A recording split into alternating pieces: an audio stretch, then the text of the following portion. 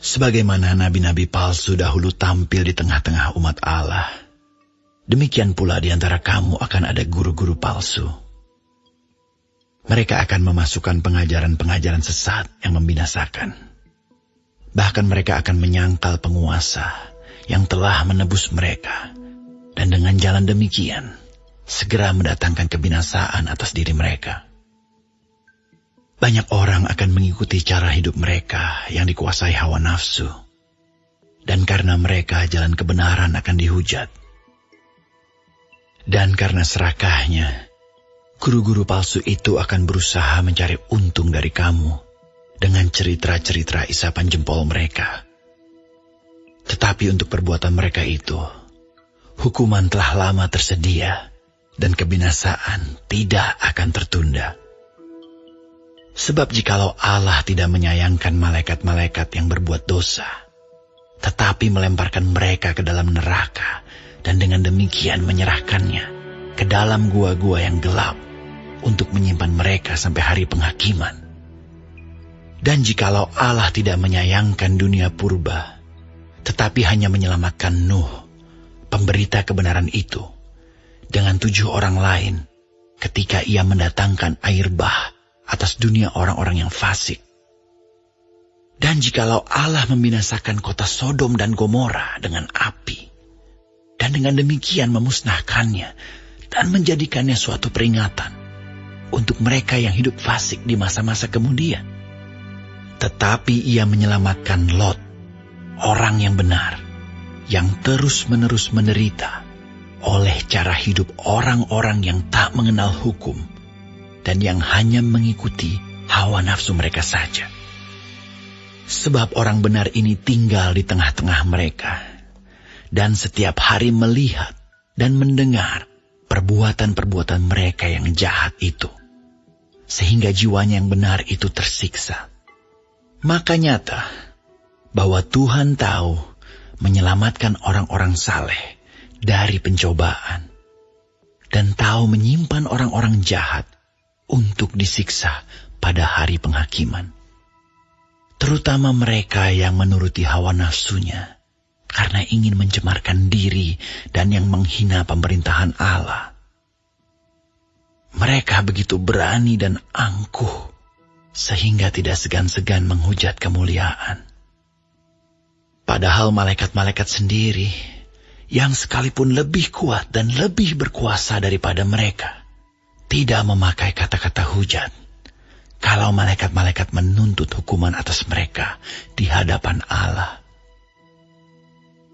Tetapi mereka itu sama dengan hewan yang tidak berakal, sama dengan binatang yang hanya dilahirkan untuk ditangkap dan dimusnahkan.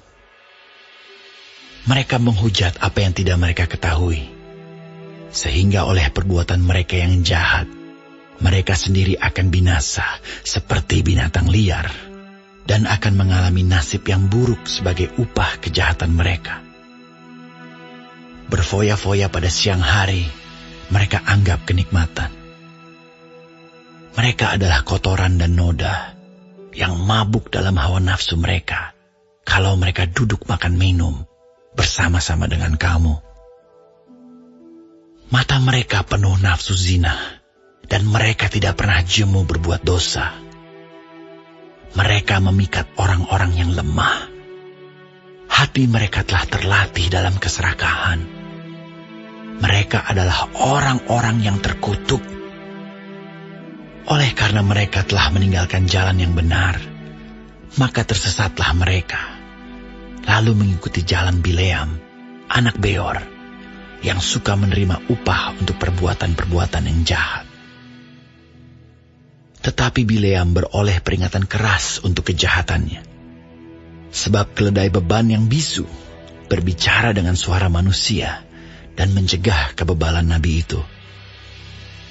Guru-guru palsu itu adalah seperti mata air yang kering, seperti kabut yang dihalaukan taufan. Bagi mereka telah tersedia tempat dalam kegelapan yang paling dahsyat. Sebab mereka mengucapkan kata-kata yang congkak dan hampa, dan mempergunakan hawa nafsu cabul untuk memikat orang-orang yang baru saja melepaskan diri dari mereka yang hidup dalam kesesatan. Mereka menjanjikan kemerdekaan kepada orang lain, padahal mereka sendiri adalah hamba-hamba kebinasaan. Karena siapa yang dikalahkan orang, ia adalah hamba orang itu.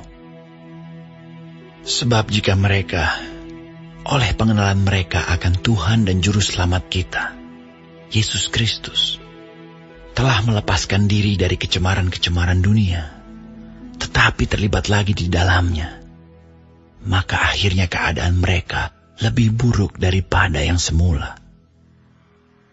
Karena itu bagi mereka adalah lebih baik jika mereka tidak pernah mengenal jalan kebenaran daripada mengenalnya, tetapi kemudian berbalik dari perintah kudus yang disampaikan kepada mereka.